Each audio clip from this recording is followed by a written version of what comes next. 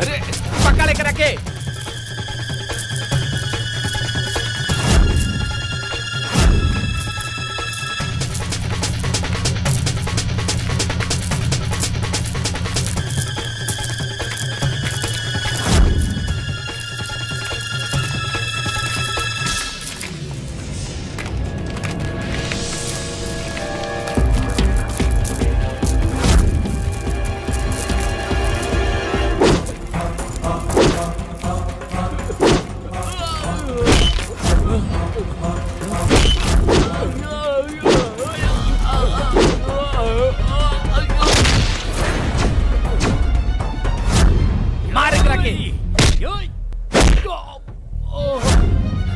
मार।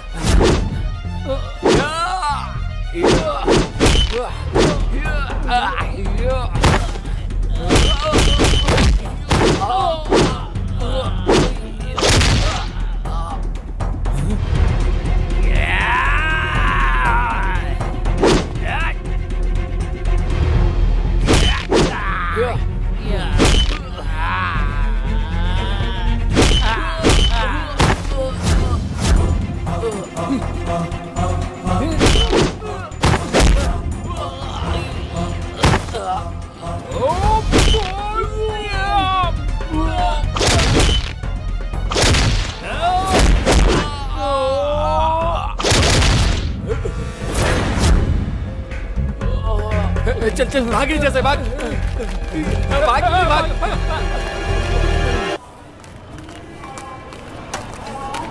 इहा अपन प्रयागराज हम तो के बहुत घुमाए।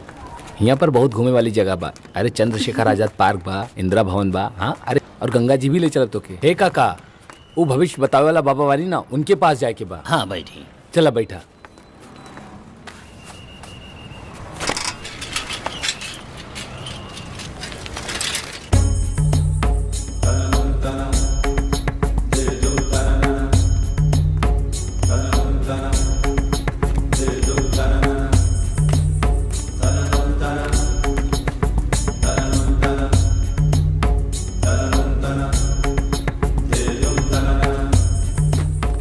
बाबा प्रणाम। प्रणाम। बोलो बच्चा, तुम दोनों के यहाँ आने का प्रयोजन क्या है? बाबा हमनी के अपना भविष्य के कहानी जाने खातिर आयल बानी सन बाबा।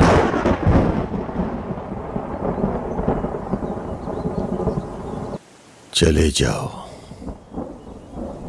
मैं अब किसी के भविष्य की कहानी नहीं सुनाता। लेकिन बाबा हम लोग बहुत दूर से उम्मीद लेकर आए हैं। परंतु मैं अब किसी को कहानी सुनाना बंद कर दिया हूं। विशेष तौर पर किसी प्रेमी जोड़े के भविष्य की कहानी सुनाना। हिम्मत नहीं होती अब किसी प्रेमी जोड़े के भविष्य में झांकने की। कुछ साल पहले एक प्रेमी जोड़े के भविष्य की कहानी ने मुझे ऐसा तोड़ा कि आज तक साहस नहीं कर पा रहा हूं फिर किसी को कहानी सुनाने की। जाओ तुम लोग।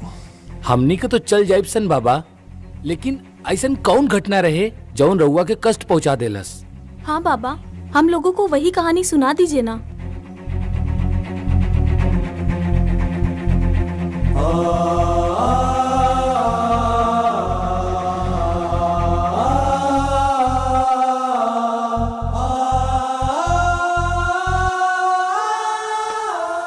बात बहुत समय पहले की है।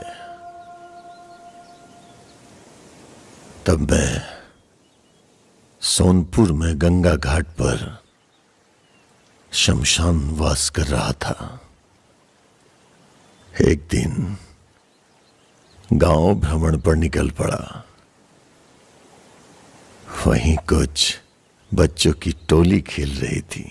गोल गोल पानी कितना कितना पानी, गोल गोल पानी कितना कितना पानी।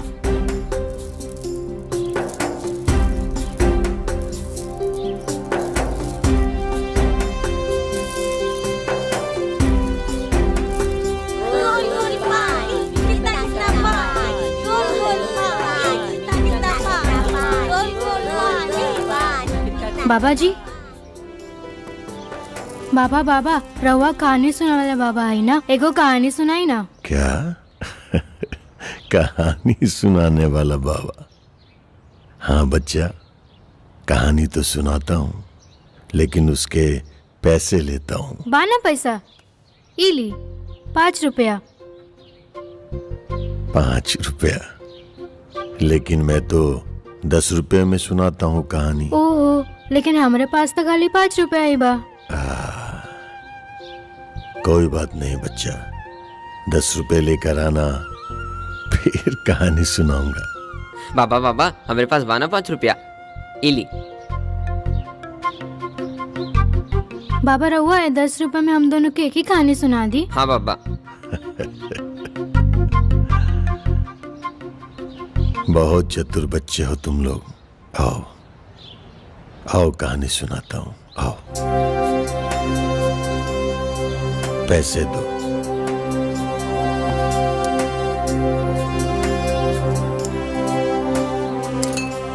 दोनों अपना अपना हाथ दो।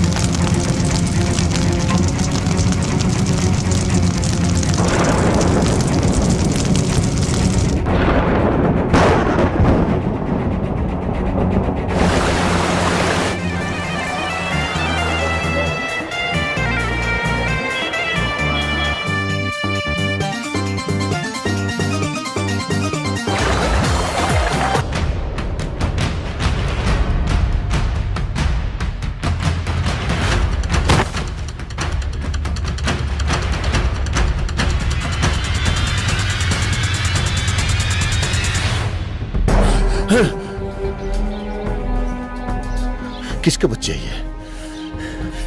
किसका बच्चा ये? का भेल बाबा? का भइल बाबा? हमनी के बच्चन से कुछ गलती हो गई का? गलती नहीं, अनर्थ अनर्थ हो जाएगा अगर ये दोनों मिल गए तो।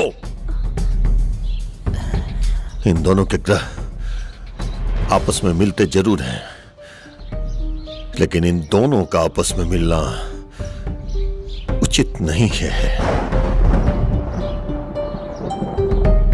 इन दोनों को एक दूसरे से अलग कर दो। इसी में इन दोनों बच्चों की भलाई है और भविष्य में होने वाले अनहोनी को टालने की संभावना है। वरना अगर प्रकृति ने अपनी चाल दिखा दी तो सर्वनाश हो जाएगा। ऐसा आप का देख लेनी बाबा? ये दोनों के भाग्य में लिखल बा कि दोनों में बहुत प्रेम बा। दिख रहा है मुझे इन दोनों का आपस में प्रेम, और ये भी दिख रहा है कि इन दोनों का प्रेम ही आने वाले दिनों में एक भयंकर और रक्तरंजित घटना को अंजाम देने वाला है। इसलिए इन दोनों को एक दूसरे से अलग कर दो, अलग कर दो और यह स्थान बदल दो। चलो।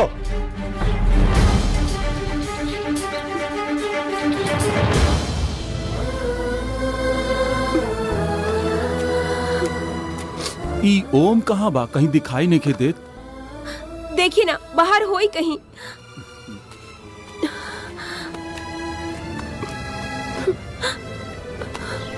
जानवी, ए जानवी। गाना अमरूद, भूख लागल बा। न दे, पहले वादा कर कि कब हमसे झगड़ा ना करबू। ठीक बा, ना करब। अब तो अमरूद दे दो। रुका, खा के देता नहीं। रुका रुका, हम तो झूठ खाइब का? फिर? द हम मामा दाते काट के देता नहीं। ई ल।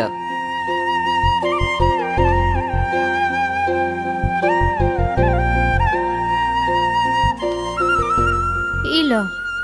अरे ये तो बहुत कम बा जानवी, दूसरा सही का। वाला ले लो। अरे ओम बेटा, अरे बेटा तोरा कहाँ कहाँ ना खोजनी, तू यहाँ बैठल बाड़ा। चला घरे चला। चला तू चला जानवी। छोड़ा चला। पापा। पापा छोड़ा ना अबे पापा। जानवी के साथ बैठेगा पापा, छोड़ा। पापा हमके पापा ओम के कहाँ साथ लेके रह के जाता? बा। छोड़ा पापा। पापा छोड़ा ना पापा। पापा और इस तरह दोनों को जानवी। 2 दिशाओं में भेजने के बाद मुझे लगा मैंने भविष्य में होने वाले अनहोनी को टाल दिया और मेरी आंखों ने कुछ पल के लिए विश्राम क्या कर लिया।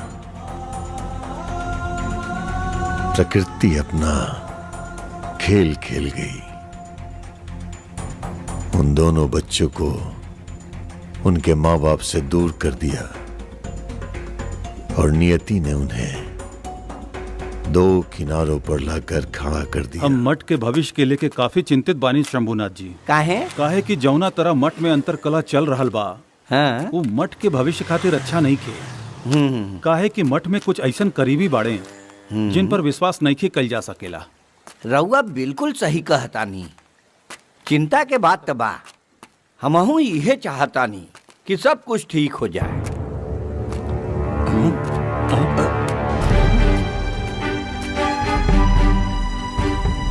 गुरुजी, गुरुजी, ये बालक अभी जीवित बा।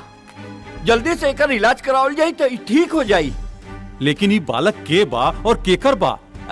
गुरुजी वो सब छोड़ी, ये बालक अभी हमनी के मिलल बा तो हमनी के बा। गुरुजी, हो सकेला रउआ जौन भविष्य के बारे में सोच रहल बानी, भगवान वही भविष्य के खातिर ये बालक के भेजले होके। गुरुजी, गुरुजी, रउआ ठीक कहतानी। हाँ।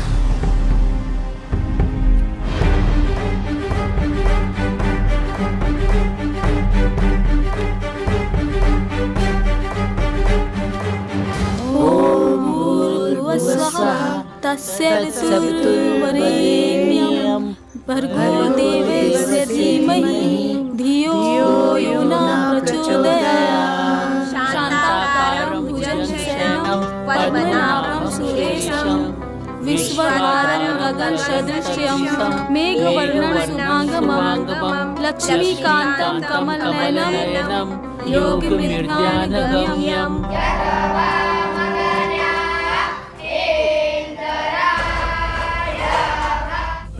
देखी माता जी का भइल एकरा?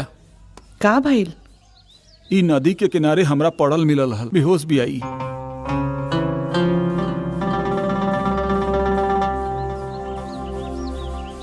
हे माता पार्वती, का गलती हो गई ली लड़की से? इकरा के इतना बड़ा सजा ना दी।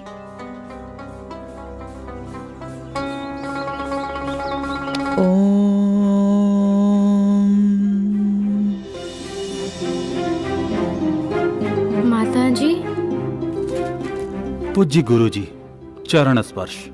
आशा है आप स्वस्थ होंगे। ये मेरा दत्तक पुत्र है जो आज से आपके सानिध्य में रहेगा। हमारे मठ की स्थिति अनुकूल नहीं होने के कारण इसे मैं आपके पास भेज रहा हूं। जिस तरह मुझे आपका आशीर्वाद प्राप्त हुआ है उसी तरह इसे भी प्राप्त हो। इसे शस्त्र और शास्त्र की विद्या के साथ साथ आधुनिक शिक्षा में भी निपुण बनाना है, क्योंकि भविष्य में जो कार्य इसे मैं सौंपने वाला हूं उसमें इसे कई तरह की बाधाओं का सामना करना पड़ सकता है। सादर धन्यवादक, आपका अखंडानंद। इस तरह दोनों की शिक्षा दीक्षा उनके अपने अपने गुरुकुल में प्रारंभ हुआ। एक काशी विद्यापीठ के परमानंद जी के सानिध्य में, तो दूसरी प्रयागराज के महिला मठाधीश त्रिलोचना के मठ में। बाबा, तो क्या वो दोनों फिर मिले? मिलना तो था ही, लेकिन बाबा कैसे? वो दोनों लोग तो अलग हो गए रहे। प्रकृति का खेल। जहां गौरी थी वहां रुद्र को तो आना ही था। 12 साल बाद नियति ने फिर से उन्हें मिलाया, इसी प्रयागराज में, इसी गंगा घाट पर।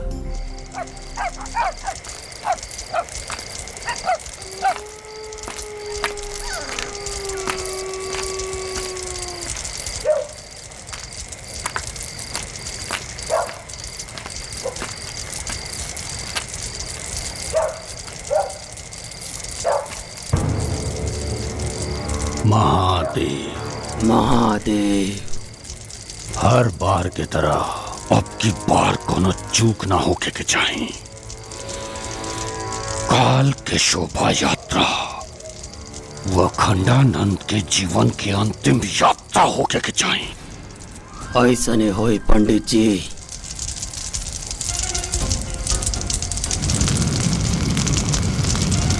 महादेव।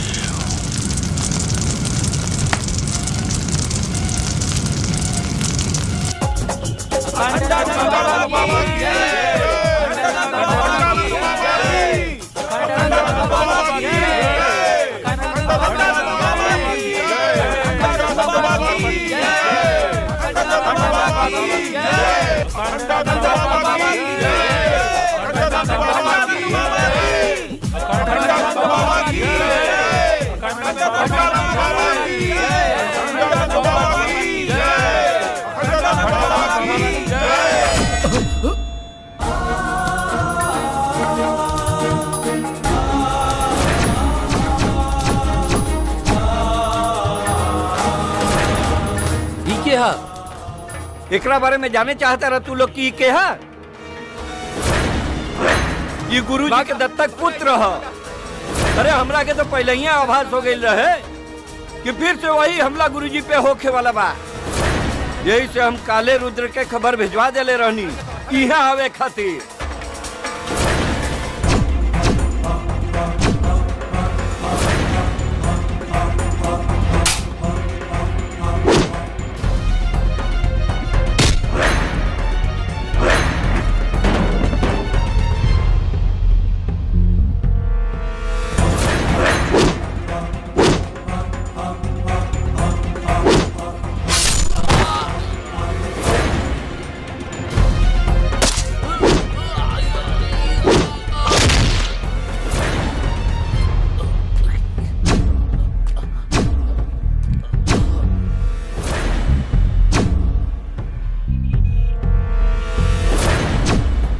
मन गंगा तन तृप्त तेजस रहा अवघड़ सा अविनाशी महाकाल सा नेत्र तीसरा हूँ काशी वाला सन्यासी।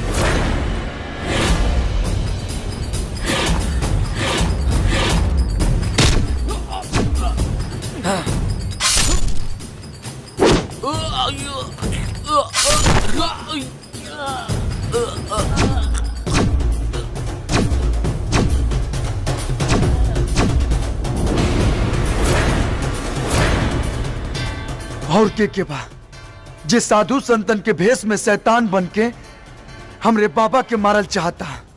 अगर हिम्मत बा तो सामने आके वार करा सन।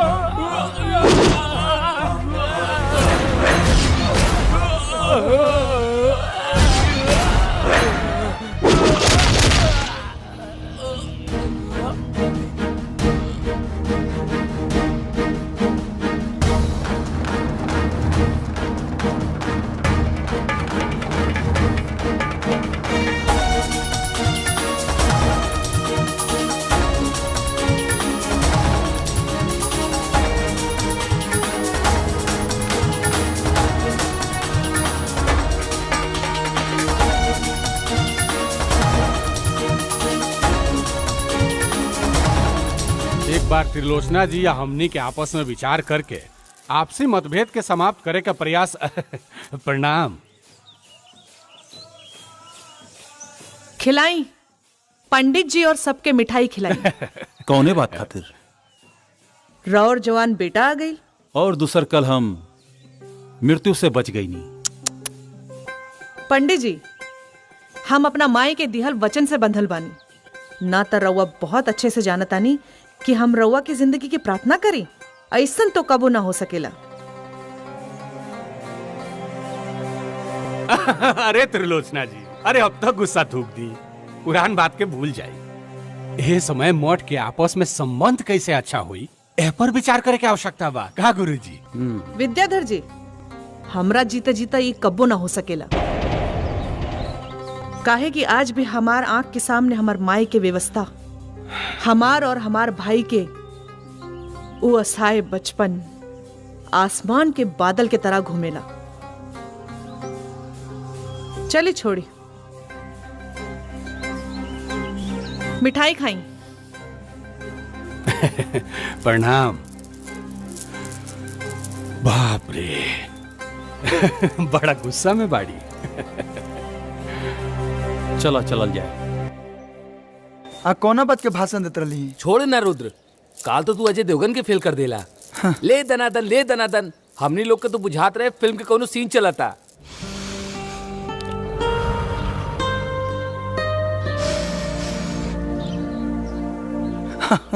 हाय देखो, असली फिल्म के सीन तो हेजा लुकता। ऐसा लागता कि रवीना टंडन अपना सहेलियन के साथ योगा करता रही। वाह, ये खेल तो हमनी के रोज देखे निसन छुप छुपा के। छुप छुपा के ई काहे? वो कहे कि गुरुजी देखिए ना तो सीधा काल कोठरी में।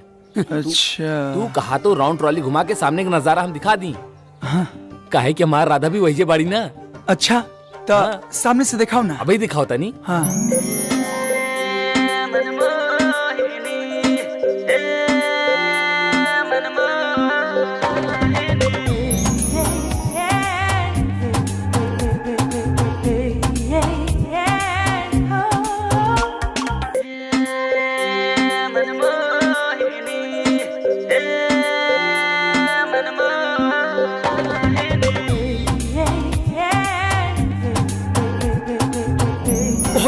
बाप, अरे ये तो सही में रवीना टंडन बिया। लेकिन के बिया?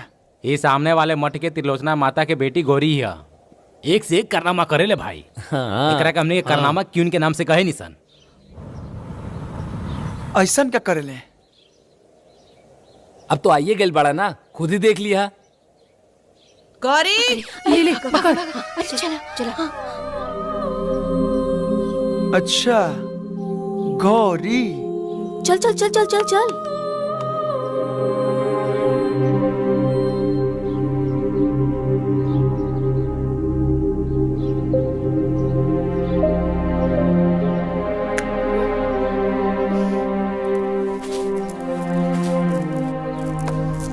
राधा, ई नया लड़का कौन है? तोहरा के नहीं के बता, इस सामने के मठ में नया मेहमान आयल बा। मेहमान? हाँ। अब देखा ई मेहमान के कैसे घायल करत हैं।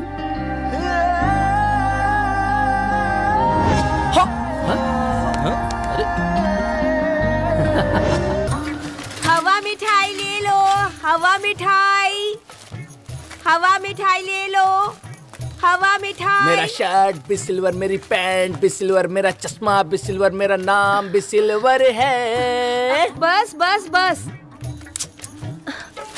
ये ला हवा मिठाई खा लो। हवा मिठाई? अरे वाह, हवा मिठाई। नंबर 11, तो हर हवा मिठाई खा के तो लागत आ कि जैसे हम हवा में उड़ता नी। हवा में मत उड़ा, पैसा ला 10 रुपया। पैसा? अरे पैसा मांग के तू सब गड़बड़ कर देलू। हे जान, ये हमारे स्टेटस देख के बात करा। पैसा चाहिए? ला निकाल ला। पैसा ना देबा ना? तोरा मालूम बना कि हमरा भी पैसा ना रहेला, तो अब काहे पैसा मांगेलू? वैसे तू काम का करेला? काम? काम के तो मत पूछा। काम तो हम के नाम पे दे दे बाबा, के नाम पे दे दे बाबा। अरे और एक दिन अर्जुन से कृष्ण ने जब ये कहा कि हे केशव, मैं सोचता हूँ कि महाभारत टाल दूं, तो इस पे अर्जुन को क्रोध आ गया और वे बोले कि अरे छलिया, अगर तूने महाभारत टाल दी तो मैं सर्वश्रेष्ठ योद्धा कैसे बनूंगा। और फिर क्रोध में आकर उन्होंने अपना सुदर्शन चक्र उठा लिया। माता जी, मैंने बुक में रीड किया था, सुदर्शन चक्र कृष्ण ने उठाया था। कहानी मैं जानती हूँ कि आप, और वैसे भी क्रोध में कौन सा व्यक्ति किसका हथियार उठाकर प्रहार कर दे ये कौन जानता है। अच्छा, तो मैं क्या कह रही थी? माता जी आप सही कहता जी, सुदर्शन चक्र अर्जुन के पास था। वही तो, अर्जुन ने अपना सुदर्शन चक्र उठाकर कहा कि हे केशव, अगर तुमने महाभारत टालने की तनिक भी चेष्टा की तो मैं तुम्हारा सर धड़ से अलग कर दूंगा। फिर क्या होना था, कृष्ण ने भी न आओ देखा न ताओ, और फिर अपने गांडियों पे प्रत्यंचा चढ़ाते हुए कहा कि अर्जुन, तू ये भूल मत कि मैं सर्वश्रेष्ठ धनुर्धर हूँ। हाय देखा। किंतु माँ, अर्जुन पांडुपुत्र वो सबसे बड़े धनुर्धर थे और गांडीव तो अब आप कहेंगे कि गांडीव तो अर्जुन का था। तो एक बात बताइए कि आप एक भाषा की महाभारत पढ़िएगा तो एक ही न कहानी जानिएगा। अब अलग अलग कहानी जानने के लिए अलग अलग भाषा की महाभारत पढ़नी पड़ती है। हाँ माता जी सही कह रहे हैं। फिर क्या हुआ माता जी? तो फिर क्या हुआ, कृष्ण ने बिना विलंब किए अर्जुन के ऊपर अपने बाणों की वर्षा कर दी और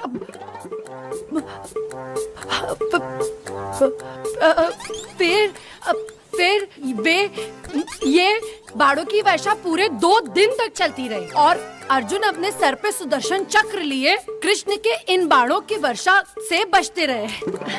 अब जब तक बाणों की वर्षा चालू है, हम थोड़ा विश्राम करते हैं। आप लोग जाके प्रयाग घूमिए। प्रणाम।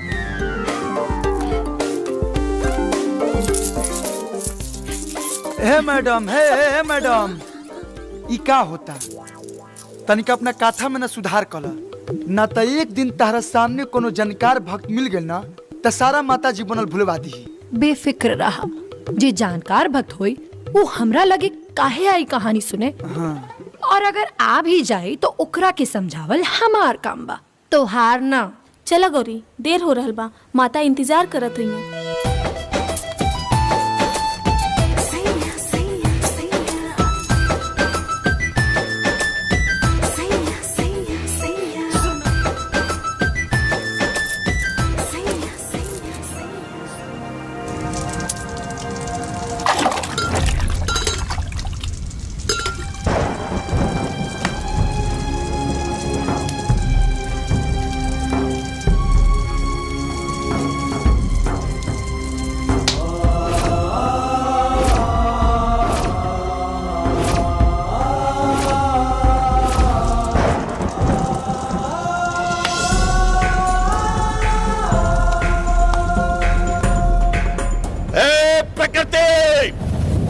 वैसे तो तू हमेशा कोई ना कोई खेल खेलती आई है, कभी बाढ़, कभी तूफान, कभी प्रलय, तो कभी भूकंप।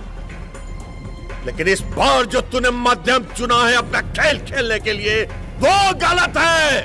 क्या दोष है ऐसे निर्दोष और नादान बच्चों का? तुझ में और मुझ में यही अलगाव है, यही मतभेद है मेरा। मैं तुझे तेरा ये खेल खेलने नहीं दूंगा। तो याद रख, तू भी अपना यत्न कर ले, मैं भी अपना प्रयत्न नहीं छोड़ूंगा।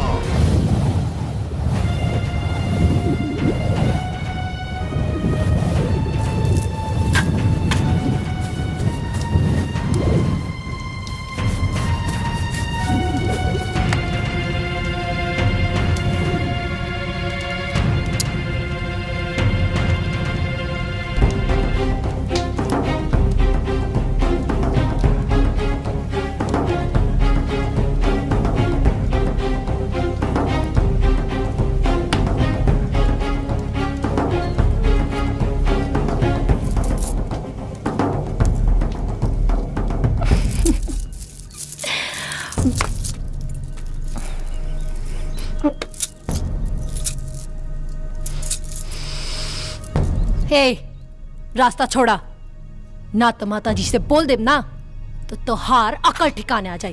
हट। बाम बाम हमाओ देखा ताने के चेहराई कबले बाज के पंजा से छटकर दिया। चल रहे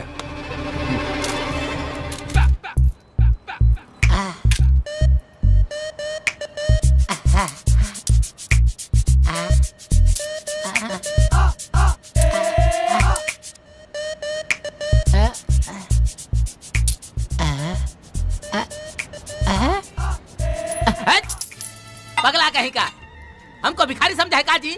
हाँ? अरे 4 गो मिल के आदमी 20 रुपए लेके आए हो।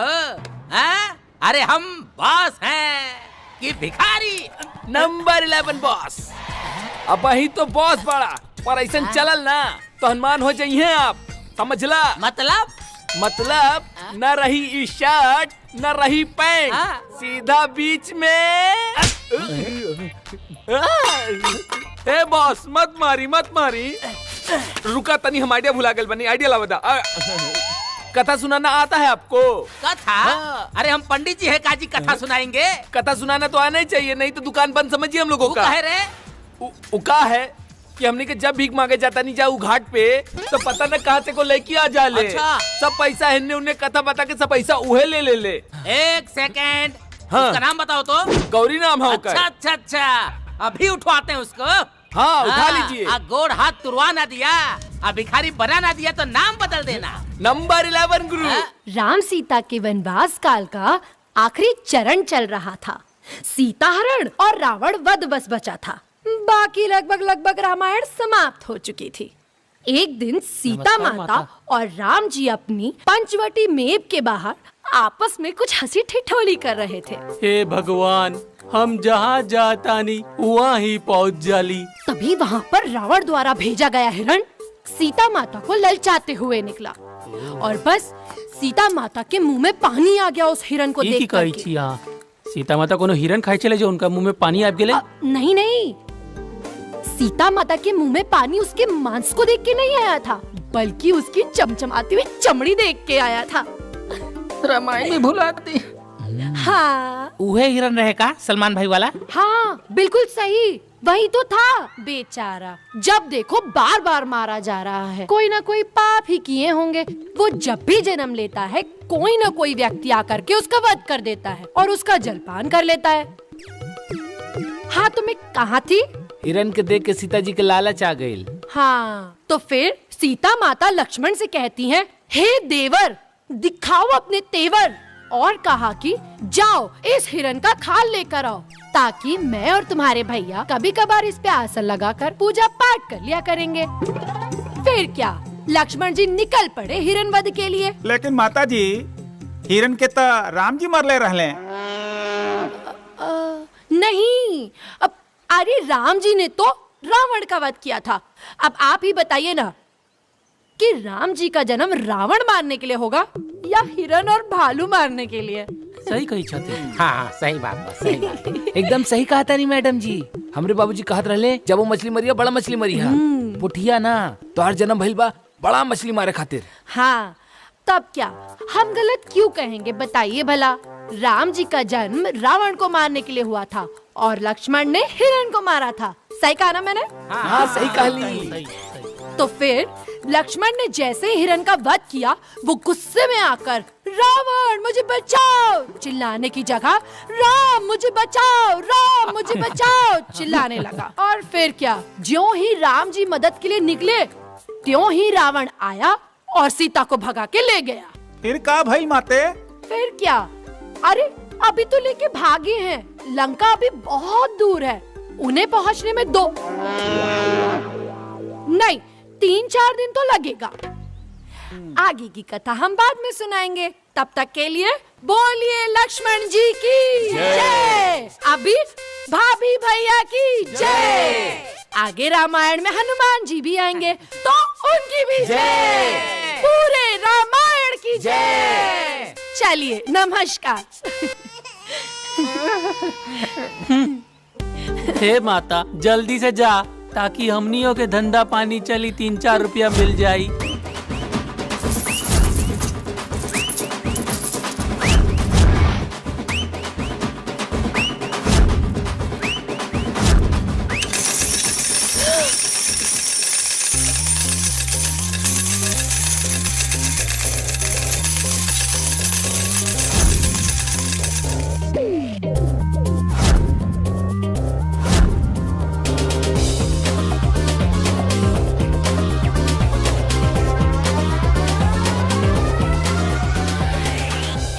पगला गई बड़ा का, हमार सारा चिल्लर काहे गिरा देला।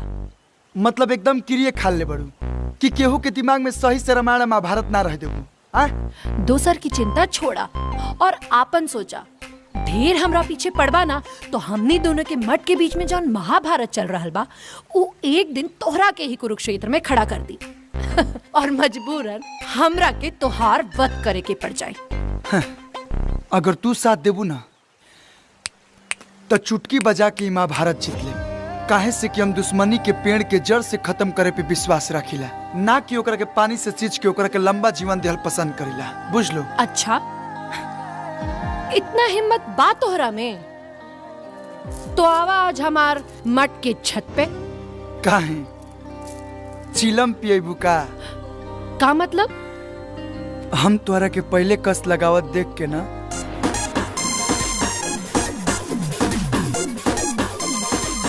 घस खा गई रही। ठीक बा, 7 बजे इंतजार करो।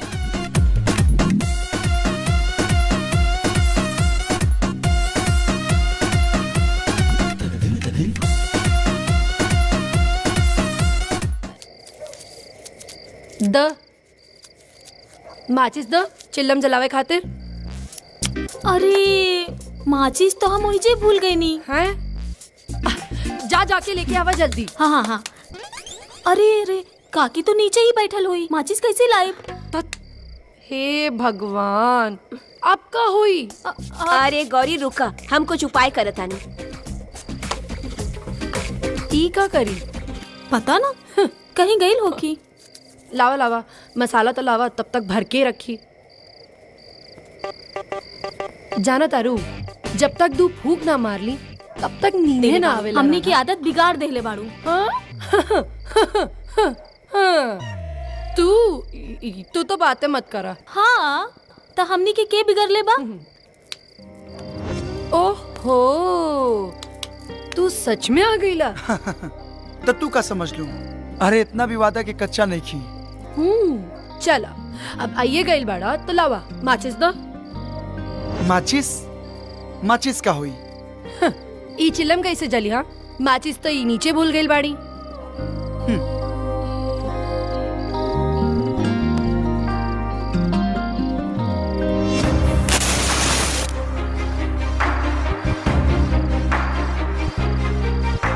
जब जिगर में इतना आग बा तो माचिस लेके घूमे का जरूरत बा?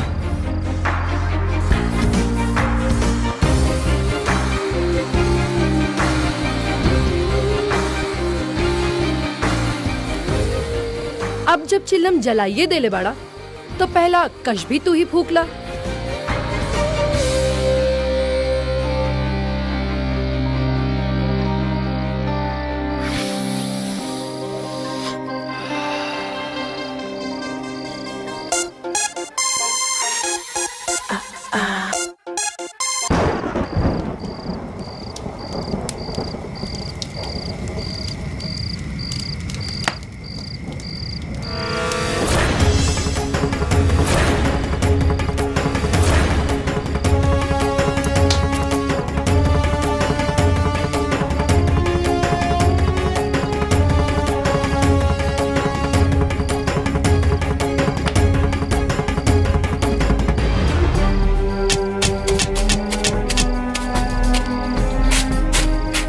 का भइल बाबा? अरे बाबा का भइल?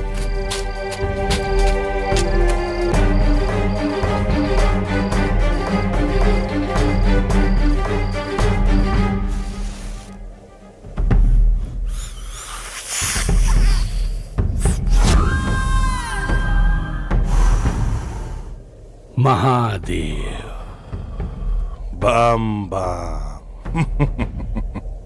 ई चिलम के बुझ रहल आग के तरह ही तोरा दिल में सुलग रहल गौरी के पावे के चिंगारी कहीं बुझ के राख ना हो जाए, यही से बार बार एकरा के हवा देत रहे नहीं। लेकिन कब तक? वैसे हमार सलाह माना, आई धुआं के जिंदगी से बाहर निकला। आऊ कर जौन अखंड मठ के सिंहासन के पावे खातिर हम कर रहल बानी। बम बम। हमार चिंता छोड़ते हमरा जौन करे का बाऊ हम कर ले। तू सोच कि तोरा का करे के बा, काहे कि मठ के असली वारिस आ चुकल बा। हमारा तहार भलाई यही में बा कि हमरा से हाथ मिला ला, ताकत दुगना हो जाए। बिल्ली के पंजा और शेर के पंजा में जमीन और आसमान के अंतर बा। कहीं बिल्ली के पंजा शेर के पंजा के वजन उठा सकेला? महादेव महादेव की जय। चलिए आज की कथा यहीं समाप्त हुई। अब जिसको जिसको दक्षिणा चढ़ाना है वो चढ़ाए और बाकी अपने आराध्यों का ध्यान करे।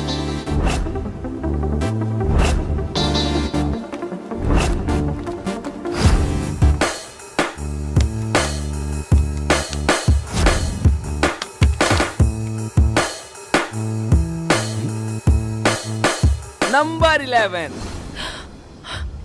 चला आज से कथा हमरा बॉस खिया होई। जियल हराम कर देले हो तू हमार जीवन भी। हे उठाओ सा निकरा के। भागो भागो भागो, अरे भागो चलो। अरे पक्का लेकर रखे।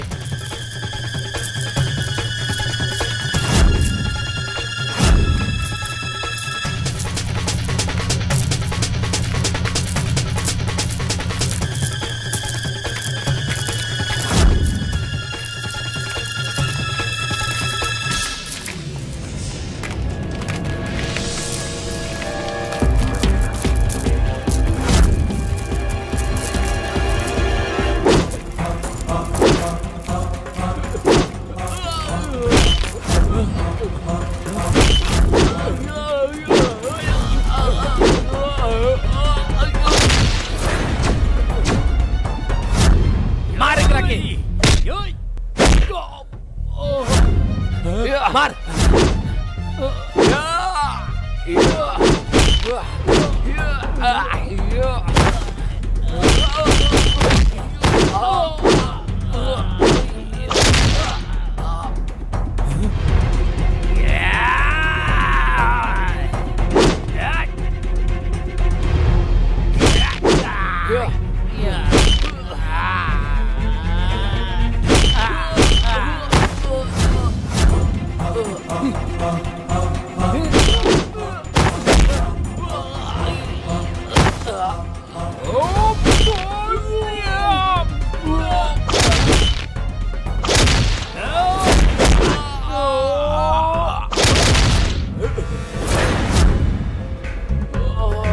चल चल भागे जैसे भाग भाग भाग।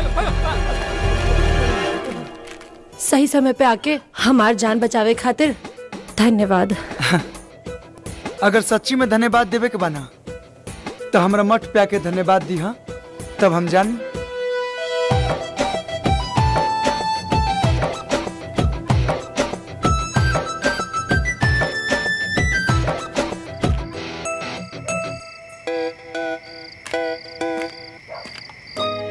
लो आ गई नहीं हम तो हरमट में। अब तो स्वीकार बाना हमार धन्यवाद। स्वीकार बा, बाकी तनिका और करीब आके धन्यवाद दा, वरना ऐसा लागी कि पनो ना खैनी और उठो लाल हो गई। जितना करीब कहा उतना करीब आ जाई। बाकी तू अपना आप की कैसे संभरबा ई तोहरा ऊपर बा। नाना अभी ना।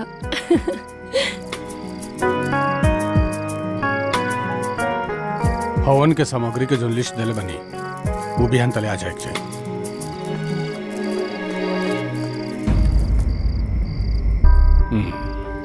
तेबरैया का करता रहे।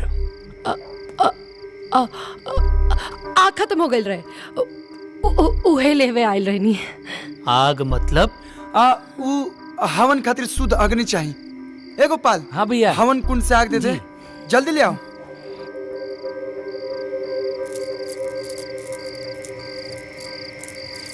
ली भैया। हाँ हो गई। चल हम तो के मठ तक छोड़ देते नहीं। चला।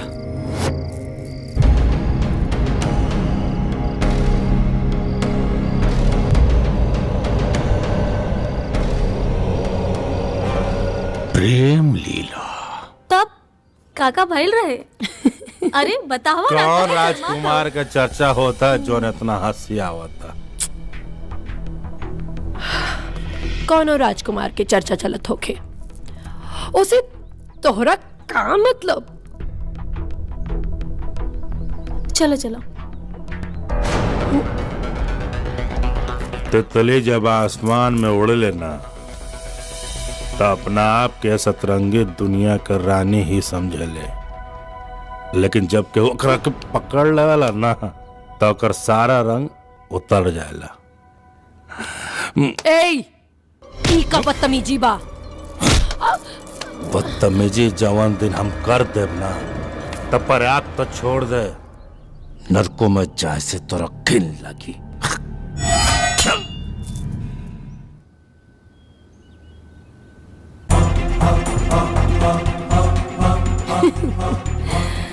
तो हार नजर अगर हमरा पर बा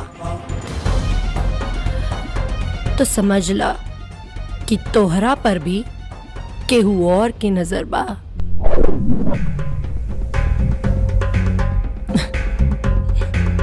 बम बम।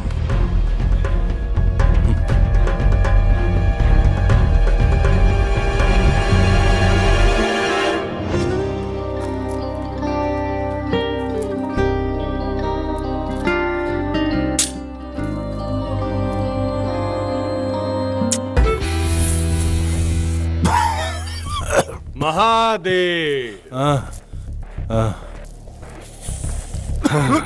ये धुआं से करेजा जरावला से कुछ ना होई, बल्कि अपना करेजा पर सवार अपन दुश्मन के सामने से हटावे के पड़ी। मतलब ई कि हमार सिंहासन आ तोहार आ तोहरा जिद के बीच में बस एक ही गो दीवार बा, रुद्र। लेकिन ये दीवार कमजोर बा, काहे कि नकली ईंट के नींव पर खड़ा बा। अगर हमनी के चाहल जाई तो मिल के ही दीवार के गिरा सकता नहीं जा।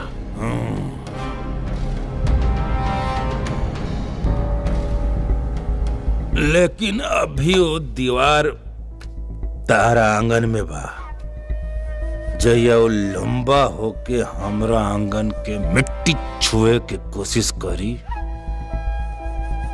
ओकरा के गिरा देब। बम बम। लेकिन तोहरा शायद ये पता नहीं है कि अब वो दीवार तोहरे आंगन के मिट्टी खोद रहल बा।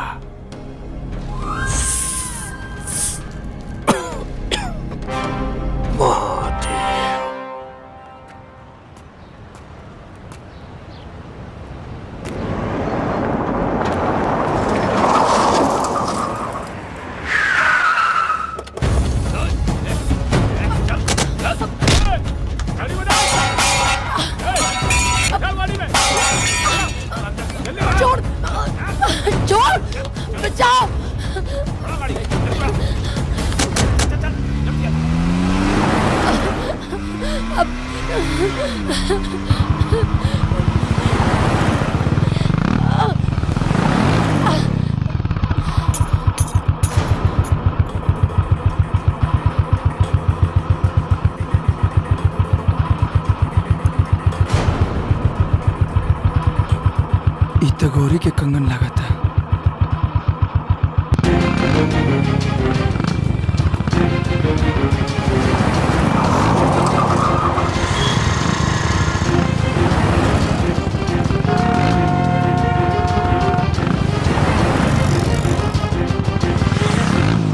अरे बोस, कब तक हमने की भीख मांगब? हमार लोग के भी आशीर्वाद दे दा, शादी करके घर बसाई जा। नंबर 11 देखा गोल्डन बाबा इहो ब्याह करी। ए मालिक आगे लागे ये रहली, ये रहली नंबर 11 बॉस। अरे बैठाओ यहाँ पर बैठाओ। अरे बहुत तारीफ सुने हम भाई। इनका कथा का बड़ा चर्चा सुने हैं, आज हम कथा सुनेंगे। अरे मालिक, अरे मत पूछी, अरे सुनल सुनल जो भी ज्ञान बा ना उहो भुला जाई। अच्छा अच्छा अरे बहुत उटपटांग कथा होला मालिक। एकरा कथा में कबो अर्जुन के हाथ में सुदर्शन चक्र रहेला तो कबो कृष्ण के हाथ में गांडीव और कबो राम जी के जगह लक्ष्मण के हिरन मारे के भेज देवेली। अरे कबो राधा के रुक्मणी बना देवेली। अरे इता अलगे रामायण महाभारत पढ़ ले बिया। बहुत बढ़िया बहुत बढ़िया। एक काम करो जीभ काटो हाथ में कटोरा पकड़ाओ और ऐसा सुनसान जगह भेज दो कि एक एक रुपया के लिए तरस जाए। मालिक वाह नंबर 11 बॉस।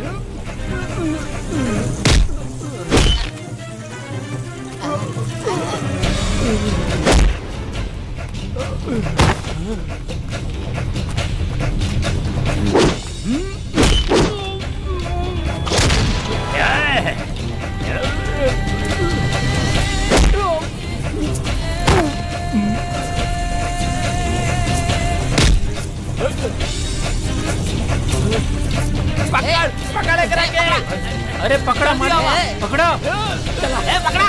रुको मालिक रुको रुको मालिक रुको।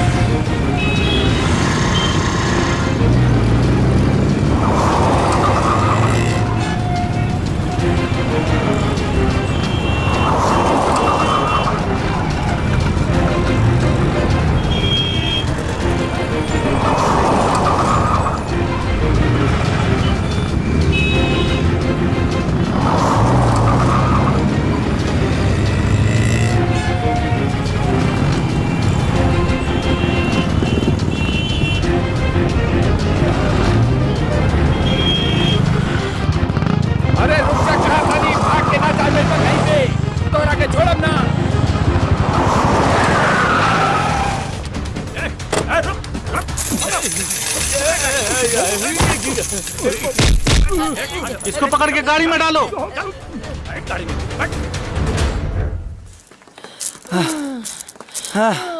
अरे मोरी माई हो ए भिखारी सब हमरा पीछे भूत की तरह पड़ गइल बा। हाँ ठीक कहले बा।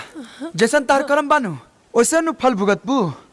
अरे संजोग मनावा कि हम वजह से गुजरत रही और हमार नजर तोरा ऊपर पड़ गई। दत्त तोहार नजर हमरा पर न पड़ल उ हमार नजर तोहरा पर पड़ल और हम तोहरा के बतौनी कि हम ई गाड़ी में बनी अब बिल्कुल सीता जी की तरह जैसे उ राम जी के बतौले रही अपन एक एक गहना फेंक के।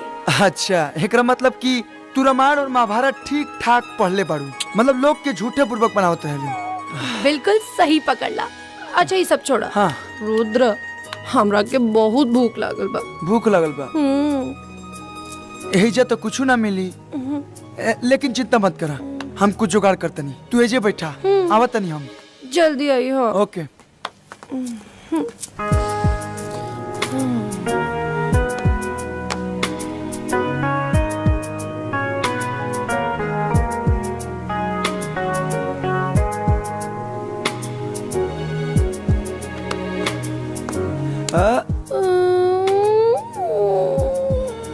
हाँ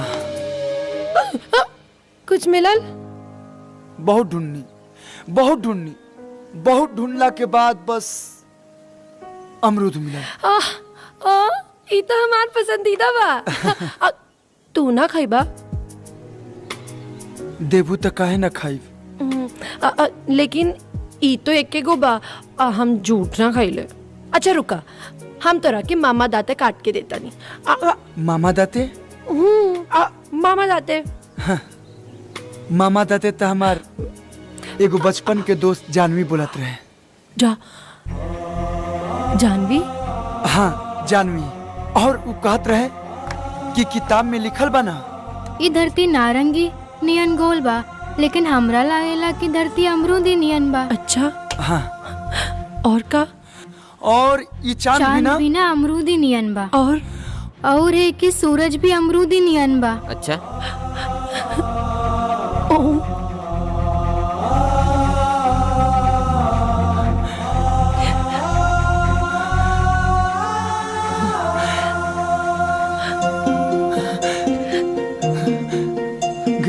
जानवी जानवी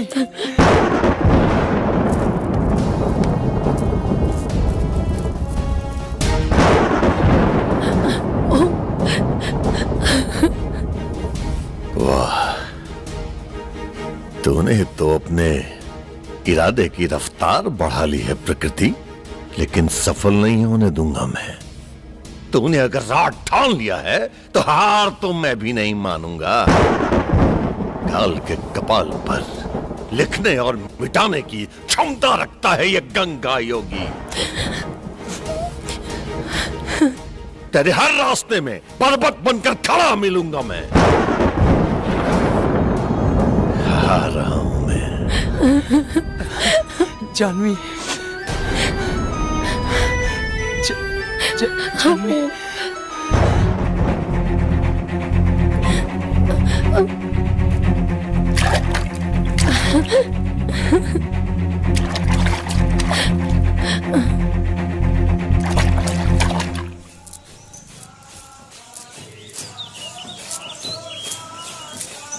प्रणाम माता जी। का भाई? गौरी अखंडानंद के बेटा रुद्र के साथ घूमतिया। जानवी जानवी एकानन चतुरानन पंचानन प्रणाम गुरु।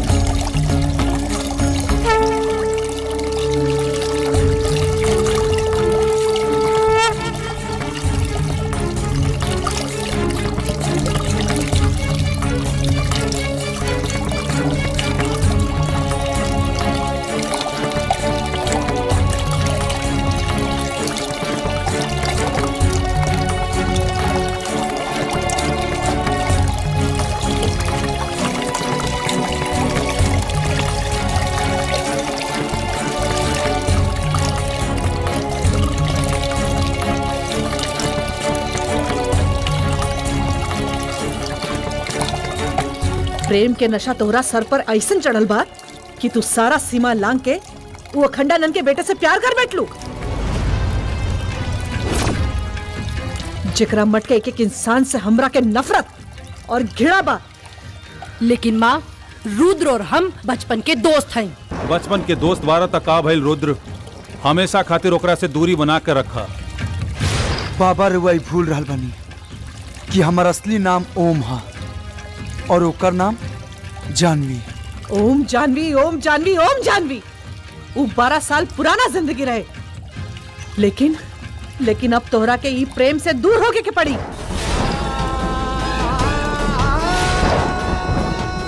जौन वर्तमान बा उहे सत्य बा, और सत्य ई बा कि ओकरा से दूरी बना के रखे में ही सबके भलाई बा।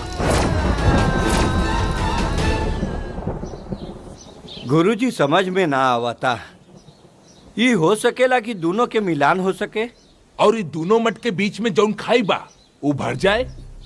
शंभुनाथ जी, हमरा से वो बरसन पुरान मंजर फिर से न देखल जाई, काहे कि सामाजिक दबाव के कारण हमरा से जो चूक भइल बा ओकर टीस आज भी हमरे मन में बा।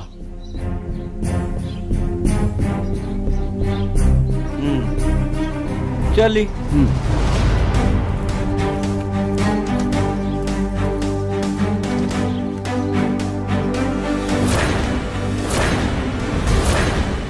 वाह पंडित जी वाह, अच्छा शास्त्र पढ़ोले बानी अपना दत्तक पुत्र के। अपना सारा मर्यादा पार कर चुकल बा।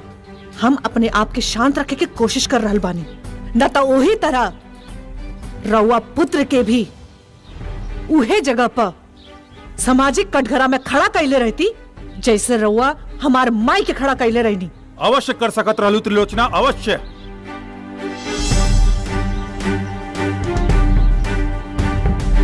लेकिन शायद तू ई सोच के ना कैले होकबू कि तोहार दत्तक पुत्री हमरा पुत्र के संगे ओही पंचायत में समस्त मर्यादा छोड़ के खड़ा रहल।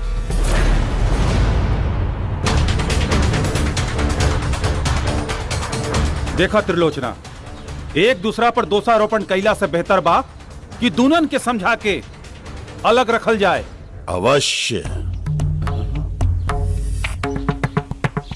उन दोनों को अलग करने में ही उन दोनों के साथ साथ इस प्रयागराज की भी भलाई है, वरना प्रकृति उन दोनों के मिलन को माध्यम बनाकर बहुत ही भयानक खेल इस बार कुंभ के मेले में खेलना चाहती है। रघुआ के बानी बाबा? मैं कौन हूं इससे अधिक, मेरी बात पर ध्यान दीजिए आप लोग।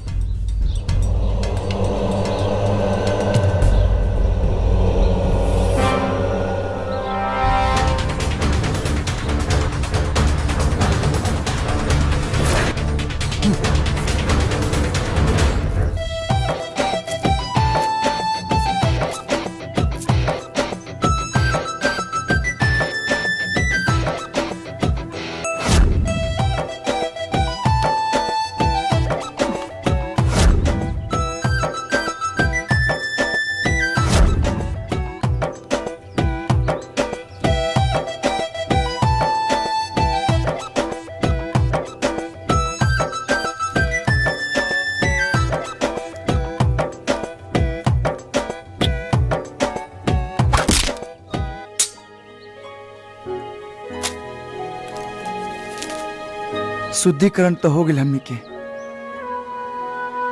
अब चला फिर से अशुद्ध हो जाए जाओ।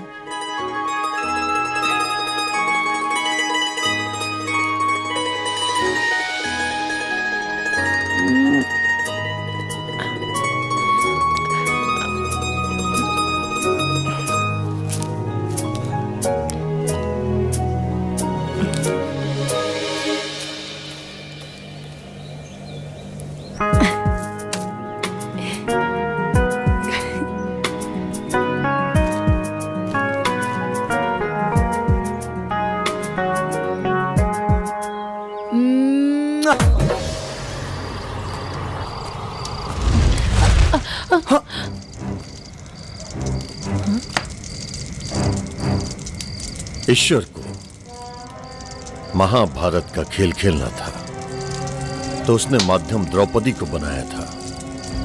अब प्रकृति को अपना एक खेल खेलना है तो वो माध्यम तुम दोनों के मिलन को बनाना चाहती है। लेकिन तुम दोनों इससे अनजान हो। बाबा रौरा गौरी पहचानत बारू नहीं बाबा के? कैसे ना पहचाना, इनकी वजह से तो हमनी दोनों अलग भईनी। इनके तो सब हाथ रहे। ठीक पहचान लो। हमने के माता पिता के मौत के कारण के साथे साथे उस सारा लोग के मौत के जिम्मेदार यह बानी जे वो दुर्घटना के शिकार भइल रहे। बच्चा, कुछ पल के लिए तुम्हारी बातें सत्य हो भी सकती हैं, लेकिन तुम दोनों इस सत्य से कैसे छुटकारा पाओगे कि उस दुर्घटना में सिर्फ और सिर्फ तुम दोनों ही जीवित बचे। हमनी के ढकोसला में दोनों लोग नहीं जा पड़े वाला। हम तो बस ये जानता नहीं कि हमनी के माता पिता के मौत के जिम्मेदार रोवे बानी। और अब हमनी दोनों के भी अलग कर चाहता नहीं। हमनी के कोनो बात रो ना मनब जा रोवा जा सकता नहीं। एक न एक दिन तुम दोनों मेरी बात अवश्य मानोगे। फिर भी चेतावनी दे रहा हूं तुम दोनों को, हो सके तो एक दूसरे से दूरियां बना कर रखो, वरना प्रकृति तो अपना खेल खेल ही जाएगी।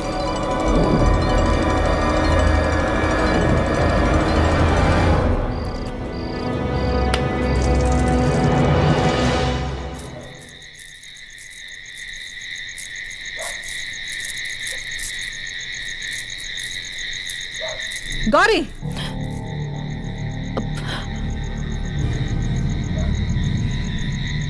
रुद्र से मिलके आ रहल बाड़ू ना?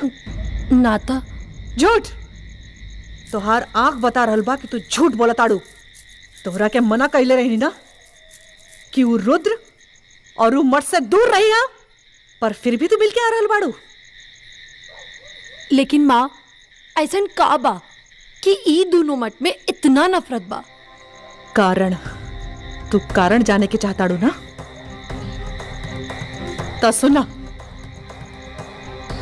बात तब के रहे जब यहाँ कोनो महिला मठ ना रहे। हम, हमार माई और इंद्र तीनों अखंडानंद के मठ में रहत रहनी। हमार माई के अखंडानंद से लगाव हो गई। रउआ के ई महिला से का संबंध बा? आज आपके ये बात स्पष्ट करही पड़ी। मठ में ई महिला के और आपके बारे में लोगन के बीच में अलग अलग चर्चा चल रहा बा। हम ए विषय में कुछ बोलल नहीं की चाहत। लेकिन काहे? देखी लोग, जब गुरुजी के आई महिला के बीच में ऐसा कोनो बातें नहीं खे, तो फिर गुरुजी कौना बात के स्पष्टीकरण देस? ऐसे में ई महिला के अपमान हुई, ई कहने का समझत लोग। अरे ई महिला के मठ से बाहर कर दी विद्याधर जी। बाकी ऐसा तो नहीं खे महाराज कि पुरुष मठ में स्त्री के रहल निषेध बा। अरे ऐसे में कहू के निकाले के का जरूरत? शंभुनाथ जी, बाकी स्त्री में और ई महिला में काफी फर्क बा। ये अधिकार जोन बा ओई में महिला समाज के अध्यक्ष बाड़ी। हाँ, पंडित जी अगर कोनो संबंध कहिए तो समाज कुछ सोची। देखिए, इस सब पे तर्क कैला से कोनो फायदा नहीं होके वाला। हाँ, ई हो सकता कि हमनी के सुलोचना जी के ई मठ से जाए के आज्ञा दे सकता नीचे का?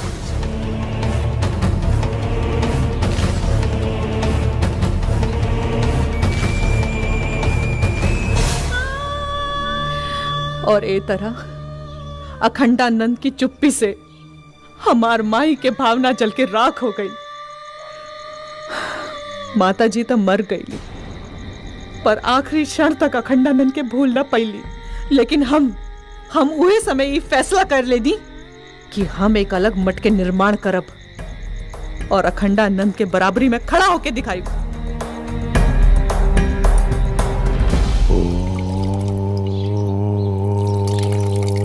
सूर्याय नमः। ओम जय सूर्यदेव।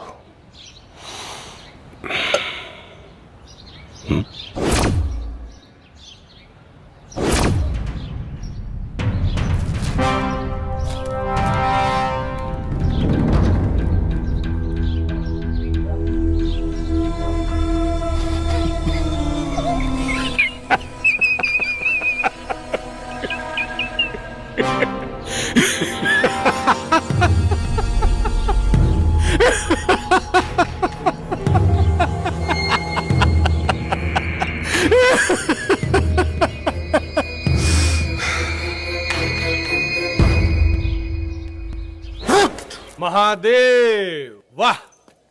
कहीं प्रेम के तीरंदाजी चल रहल बा, आ कहीं शिकार धुआं में लिप्त बेखबर अपना शादी के सपना सजोरा। लेकिन ई मूर्ख के पते नहीं खे कि ई उठ रहल धुआं ओकरा मंडप के ना, ओकरा चिता के बा।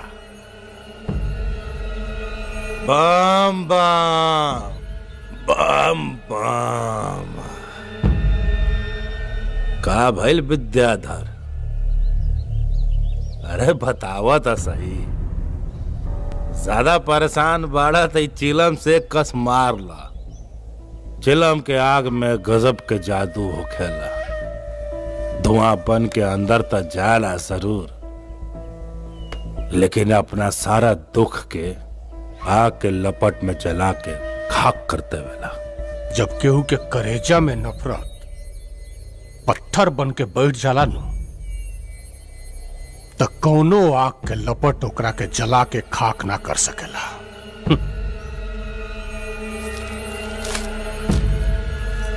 देखा,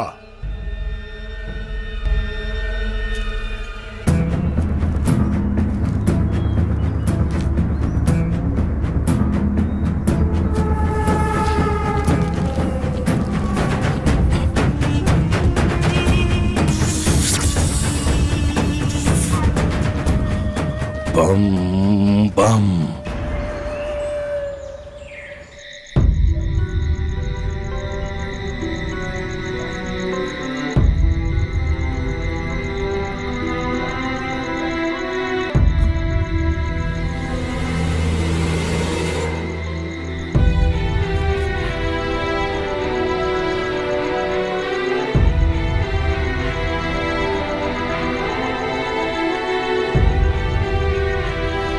गौरी,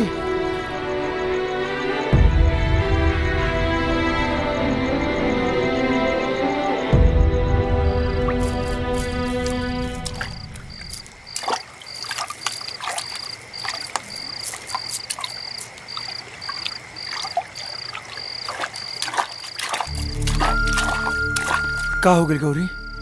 ना ही तू छत पे आवत रो और ना ही हमरे चिट्ठी के जवाब देता रो। बोला का बात बा? हमरा नईखे मिले के बाद तोरा से। लेकिन का है? का पता, तू भी महन जी की तरह समाज के लिहाज से हमरा के अपन जिंदगी से निकाल दे। बता। अरे तू का कहत रो? हमके तो कुछ समझ में नहीं आवत। सब समझ में आ जाए, जाके महन जी से पूछ लिया। हम तो बाबा से पूछबे करब और समझबे करब, लेकिन फिर भी तोरा विश्वास नहीं के होत।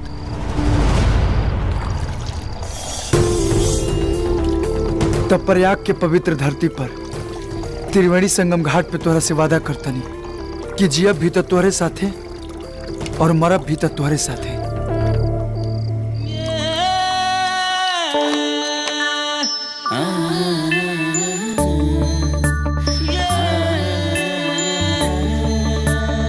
काका ऐसन का बात बा? ई दोनों मठ में इतना दूरी काहे बा?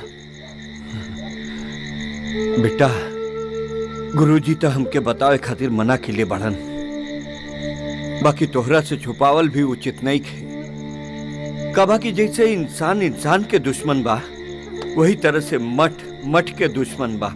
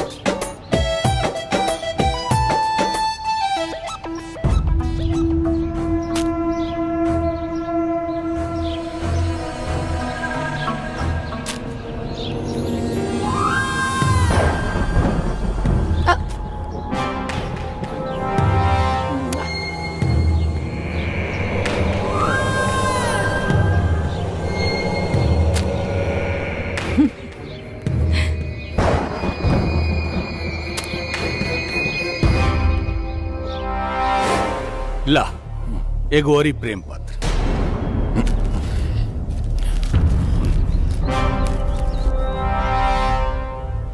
अब एकरा टकटकी लगा के मत देखो, तेरे पास खाली आधे घंटे के टाइम बा।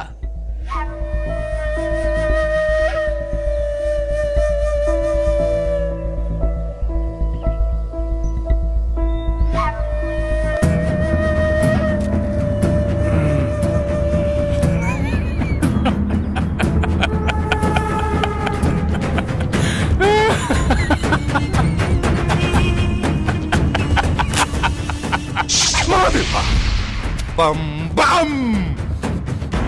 राधा तू इतना देर कहाँ कर दिलू आ जावे में बतावा। मंदिर की पूजा करत रहनी है। जैसे रुद्रा गौरी से सच्चा प्यार करता वैसे हमहू राधा तुझसे सच्चा प्यार करी ले। सच्ची? राधा हम तोरे बगैर जिंदा ना रह पाई। हम अब तू रोज टाइम से मिले आ जाइया, ठीक बा? हाँ ठीक बा। हम तोहरा ये इंतजार करब। ठीक तू अबू ना?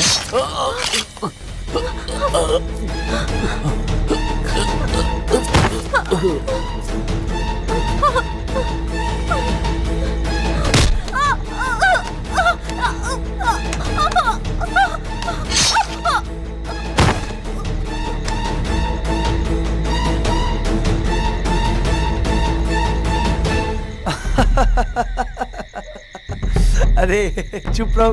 अरे गोपालवा कहाँ बा? नहीं खेल औकात हो यहाँ कहाँ? अपने राधा के पास। अरे हाँ भैया। हट बोल बे फालतू। हाँ यार, तो अरे, मिल गए तो हमनी चुप। के बारे में भुला गइला। ये सब बाबा सुन लेना। जब रुद्र यहाँ बा जब चुप तो ऊमा केकरा के मार दिले हुए। बात मत बोले।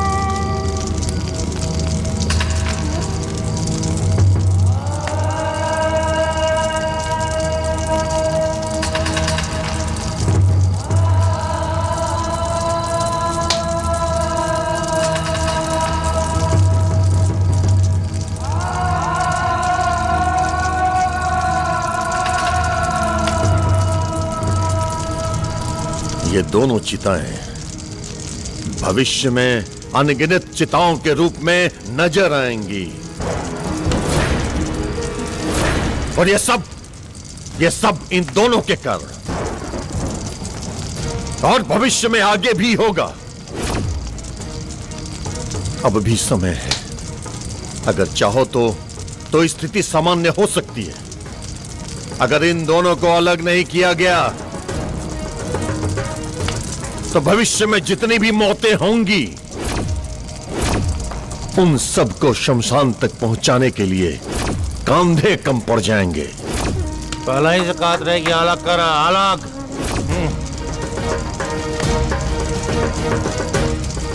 जमीनें कम पड़ जाएंगी उन चिताओं को रखने के लिए। लकड़ियां कम पड़ जाएंगी उन चिताओं के दाह संस्कार के लिए। ये त्रिवेणी रक्त से सन जाएगी। रोक लो, अभी भी समय है, रोक लो इसे।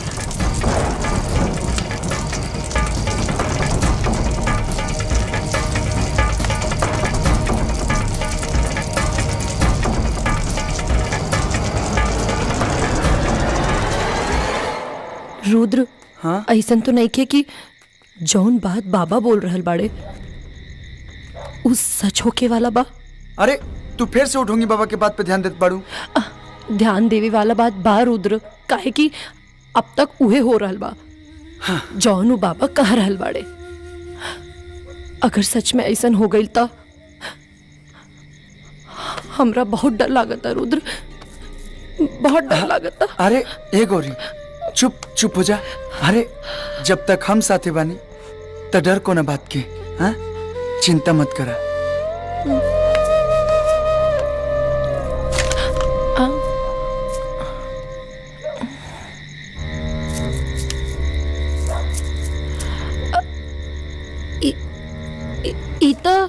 इंद्र की चिलम्बा। पक्का? एकर मतलब ई सारा कांड इंद्र कैले बा।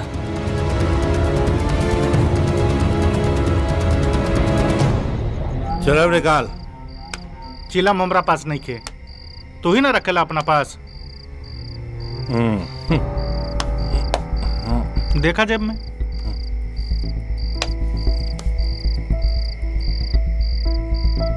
बम बम हमरा लगे तो नहीं कह रे।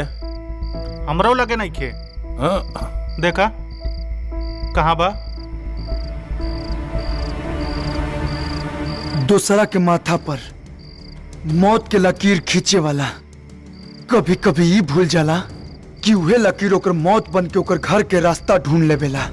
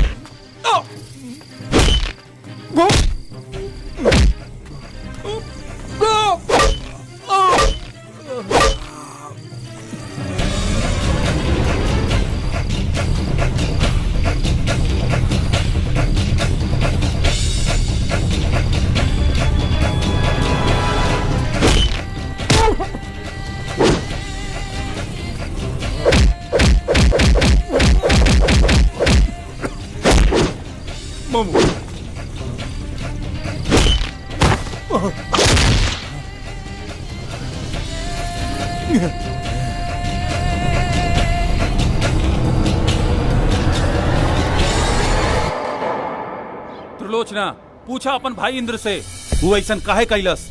आखिर का दुश्मनी रहे लोकर गोपाल से? बस पंडित जी बस। रवा तो इंद्र पर ऐसा दोषारोपण कर रहल बानी जैसे रवे के मट के बच्चा मरल बा। ई मत भूली कि हमरे मट के भी एगो बच्ची मरल बिया। इंद्र ही गोपाल और राधा के मरले बा। एकर चिला मोजे मिलल रहे। चिला मोजा मिलल रहे, एकर मतलब ई ना भल के हम ही दोनों का मरले बानी। देख झूठ मत बोल। रुद्र शांति रखो, शांति रखो, पीछे हटो। तू चिंता जन कर रुद्र, हमनी के घटना के तह तक जल जाए। जी गुरुजी, लेकिन जे भी दोषी पकड़ाई ओकरा के पूरा समाज के सामने ले आके उचित दंड रहल जाए। यही मठ के फैसला हुई।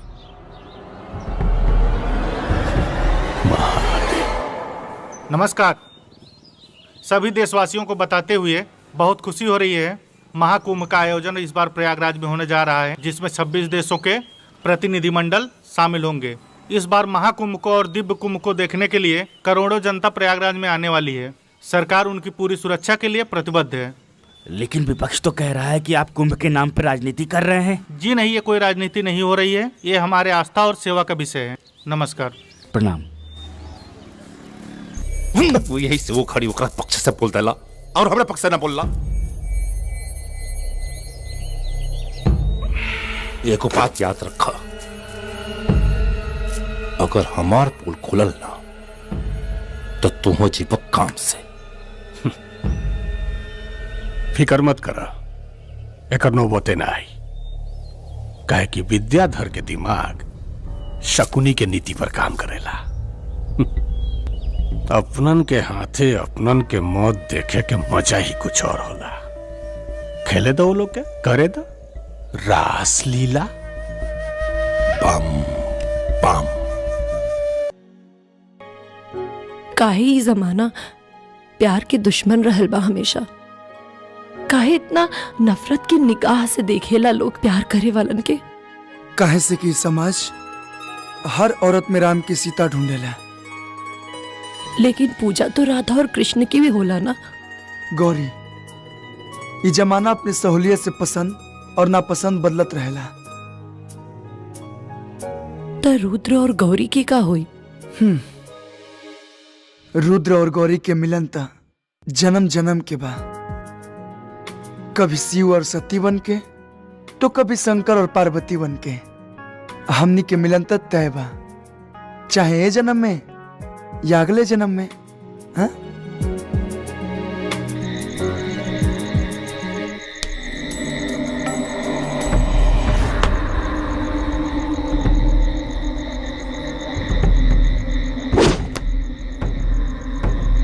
लागत मठ में कोनो गैर आदमी के पांव पड़ल बा। तोरा कैसे मालूम चलल?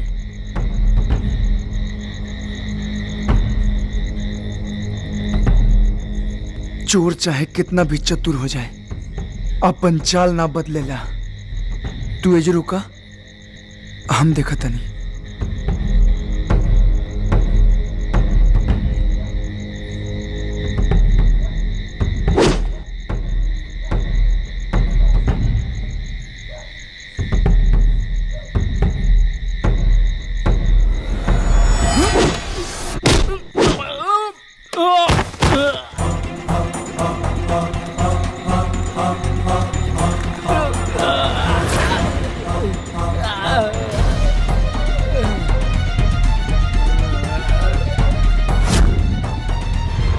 पहले जमीन पर पांव रखे के सीख ले, एक बात के उपवार करिए।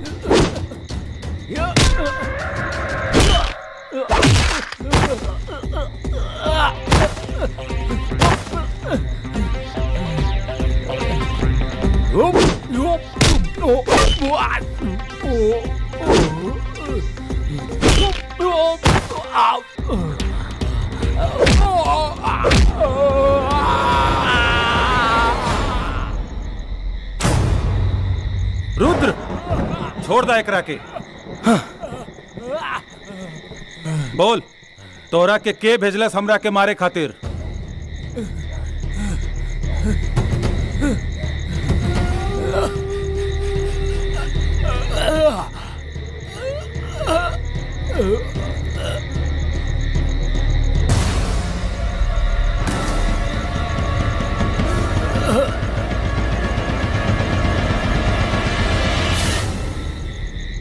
रुद्र, तू?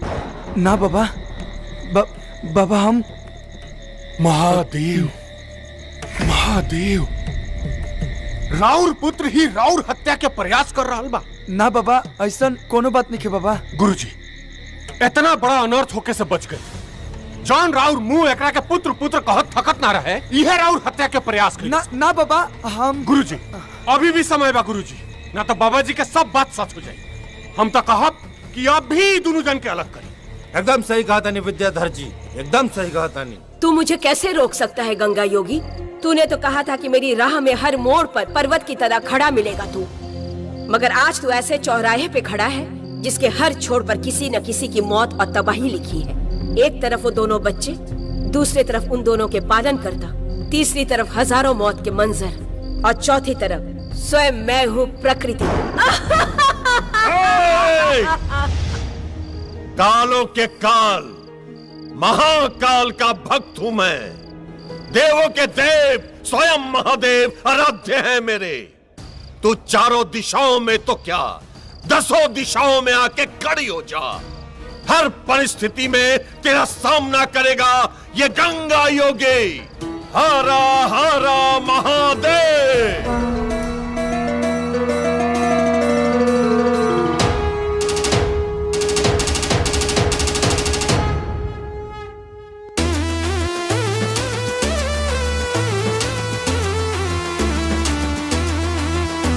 हे नाथ खंड खंड में महिमा तोहार प्रचंड बा। हे लोक में ओह लोक तोहरा हाथ में ब्रह्मांड बा।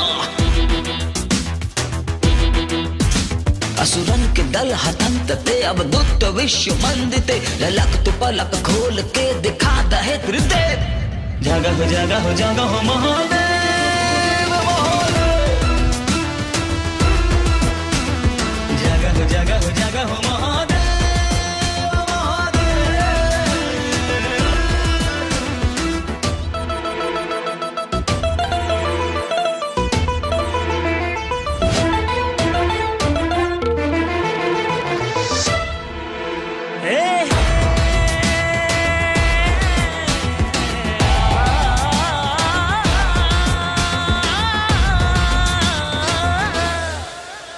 त्रिशूल कर में धार के भस्मी भभूति मार के। डमरू की तू ललकार से बागंबरी सवार के। त्रिशूल कर में धार के भस्मी भभूति मार के। डमरू की तू ललकार से बागंबरी सवार के। जटा से घटा घेर के गंगा के जल बिखेर के। तांडव के नाथ नृत्य से मिटा दमन के भेव। जगह जगह जगह महादेव।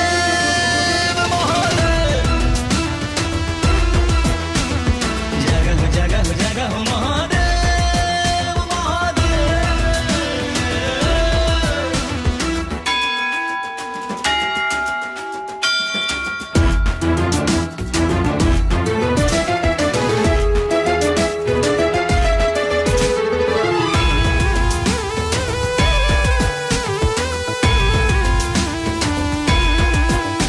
अवधूत गण्य औगड़ी 14 भुवन की चौकड़ी। रुष्टावा तुष्ट छन छन धुइयां रमनते हर घड़ी।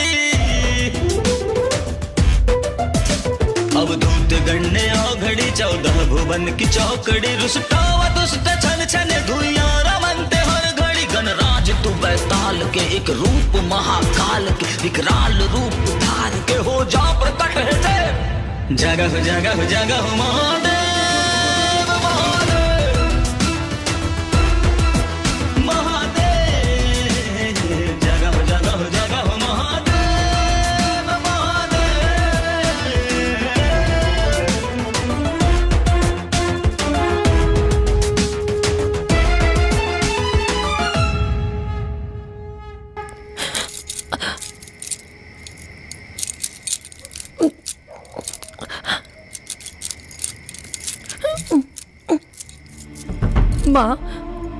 माँ जाई दी ना हमरा के। हमरा रुद्र के पास जाए के बा। माँ माँ माँ।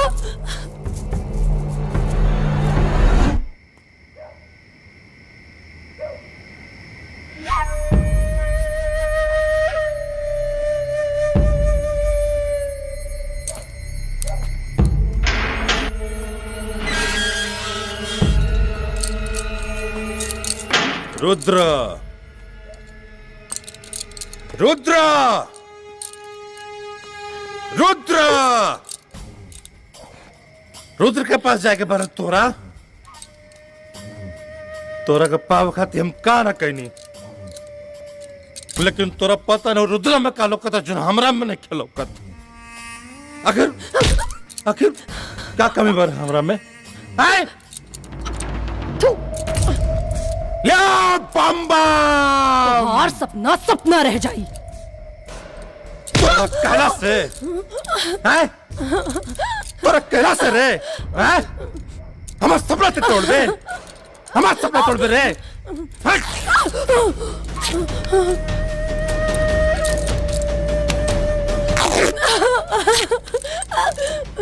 तोरे पास अब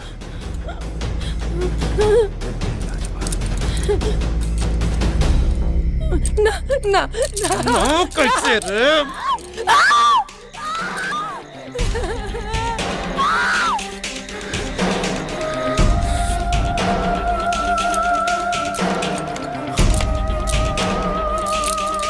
बम बम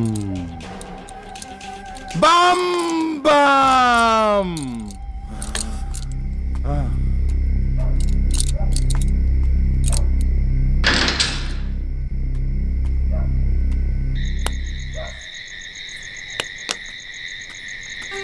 बाबा बाबा रुक जाई, हमार बात समझी। हम निर्दोष बानी। अरे हम रउआ ऊपर हमला कैसे करा सकता नहीं? हमार बात मानी, राउर जान मारे के षड्यंत्र हो रहा बा। एकरा पहले भी रउआ ऊपर हमला हो चुकल बा और इस सारा हमला विद्याधर करौले बा और एकर पोल ना खुल जाओ ऐसे सारा दोष हमरा ऊपर डाल देहलस। महादेव महादेव, रुद्री कहाँ अनर्थ बोल रहा बड़ा तू? गुरुजी, ये रुद्र उ लड़की के प्यार में पागल हो गइल बा। एकरा बात पर ध्यान देवे के आवश्यकता नहीं है। और वैसे ही बाबा जी कह दिले बड़न कि शाही स्नान तक एकरा के उ लड़की से दूर रखल आवश्यक बा, न तो बहुत बड़ा अनर्थ हो जाई। नाटक मत कर विद्याधर, नाटक मत कर।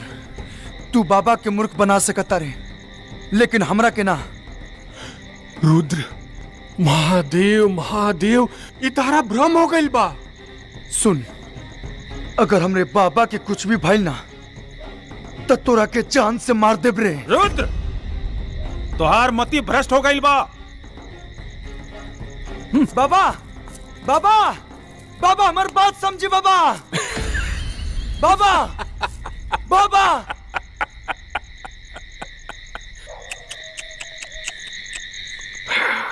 केकरा के समझावे के प्रयत्न कर रहल बड़ा रुद्र? उ मूर्ख अखंडानंद के, जकरा के हम बरसों से मूर्ख बनावत आ रहल बानी। आज तक ई मठ में जितना भी अप्रिय घटना भइल बानू, उस सबके सूत्रधार हम बानी।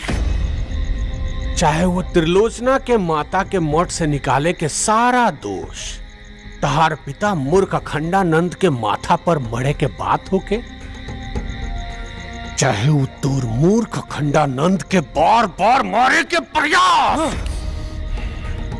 सब हमार देना। लेकिन असली कांड तो काल सुबह शंखनाद के समय हुई, जब काल सुबह के शाही स्नान तोर पिता मूर्ख अखंडानंद अपने ही रक्त में डूब के करी। विद्याधर,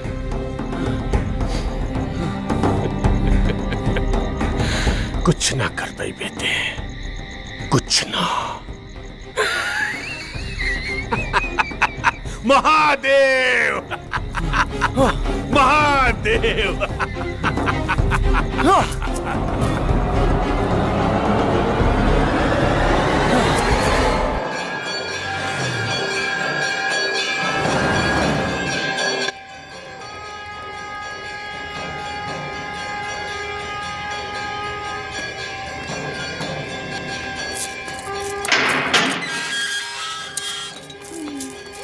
गौरी, ए गौरी, गौरी, हाँ, गौरी। रुद्र, हाँ हम आगे नहीं।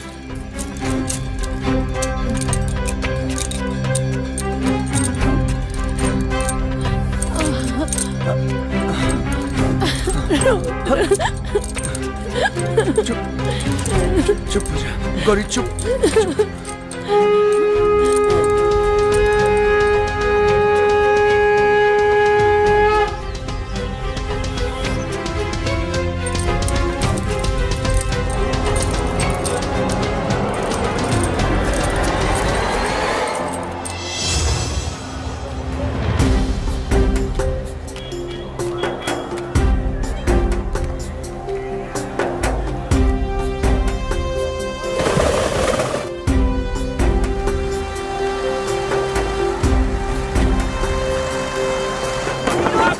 बाबा की जय, अखंडानंद बाबा की जय, अखंडानंद बाबा की जय, अखंडानंद बाबा की जय, अखंडानंद बाबा की जय, अखंडानंद बाबा की जय, अखंडानंद बाबा की, डमरू वाले बाबा की जय, डमरू वाले बाबा की जय,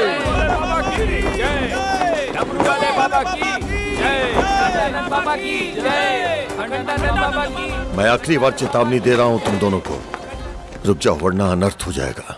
बाबा हमने दोनों के रास्ता से आज रुआ हट जाई, न तो सच में अनर्थ हो जाई।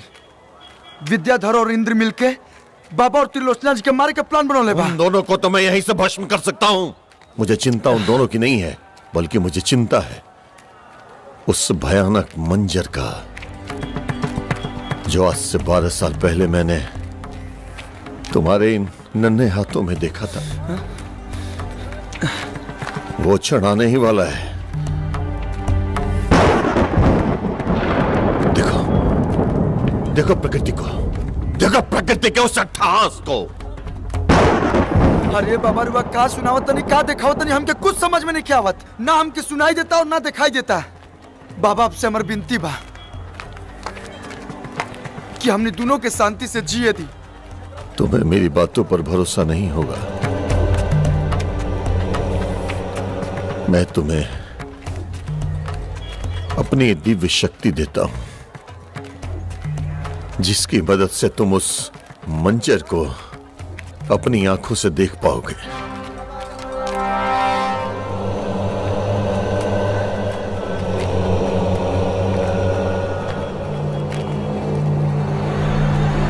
अखंडानंद बाबा की जय, अखंडानंद बाबा की जय, अखंडानंद बाबा की महाराज बोले तैजे मुआदी बाबा की जय, अखंडानंद बाबा की जय। एक जीवन के आखिरी पूजा कर ले बता, ओकरा बाद अगला कदम।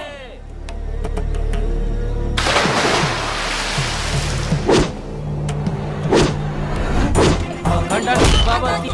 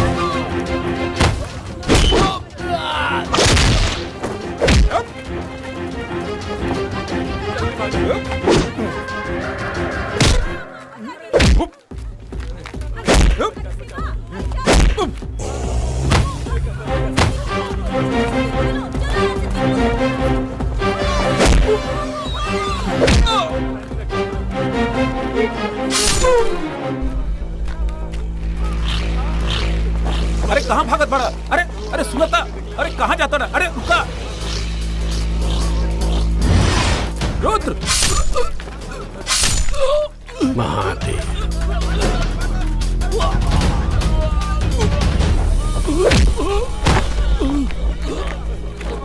महादेव बाबा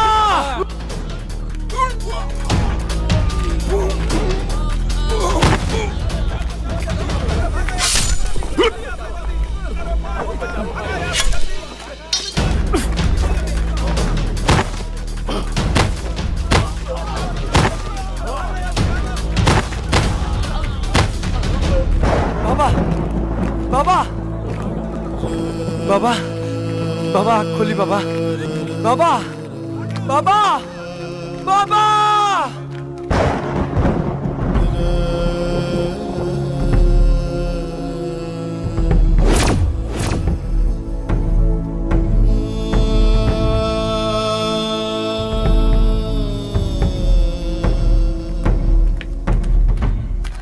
देखा। बताओ बच्चा, जिन साधु संतों ने तुम्हें जीवन दिया, शिक्षा दीक्षा दी, क्या उनकी मौत का कलंक तुम दोनों अपने ऊपर ले सकोगे? बच्चा, मैं तुम दोनों के मिलन के विरोध में नहीं हूं, बल्कि मैं उस भयानक मंजर से डरता हूं जो तुम दोनों के मिलन के बाद होगा। मेरी बात मानो बच्चा, एक दूसरे से अलग हो जाओ, बचा लो इस धरती पे होने वाले इस कलंक से।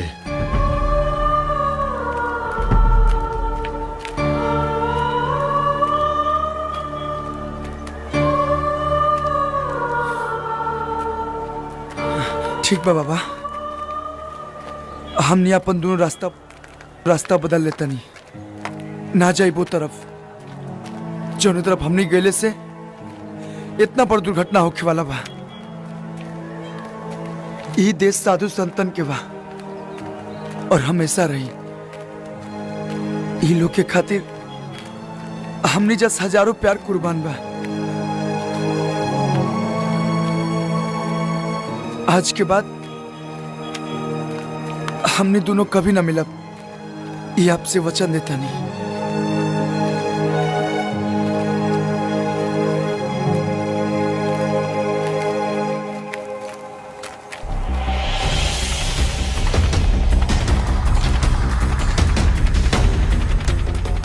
चला तानी बाबा, हमने दोनों के अपन आशीर्वाद दी।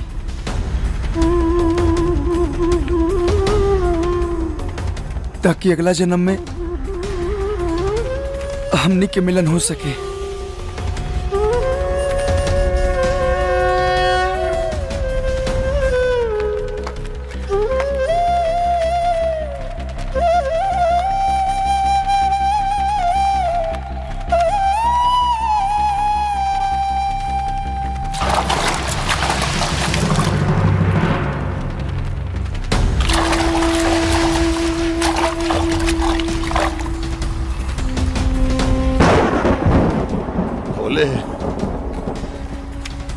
तेरा लाख लाख धन्यवाद जो तूने मेरे इस प्रयास को सफल किया।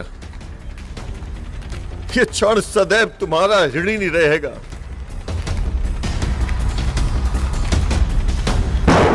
देख, देख तू हार गई और मैं जीत गया।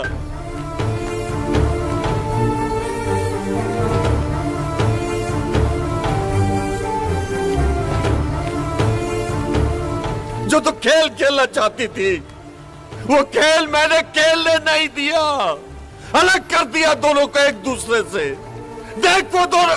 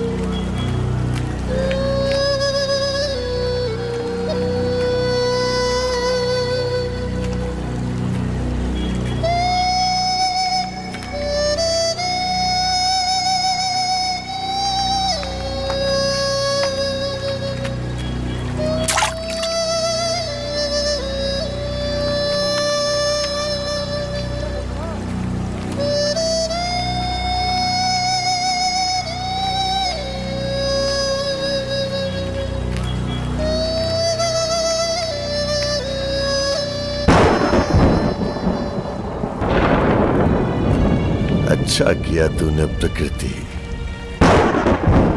इन बच्चों को पुनः जन्म देके उम्र लंबी कर दी है तूने मेरी। और आज पहली बार अपनी जीत पे रोया है ये गंगा योगी। लेकिन ये मेरा वादा है तुझसे, अगली बार आऊंगा और तुझे हरा के जाऊंगा।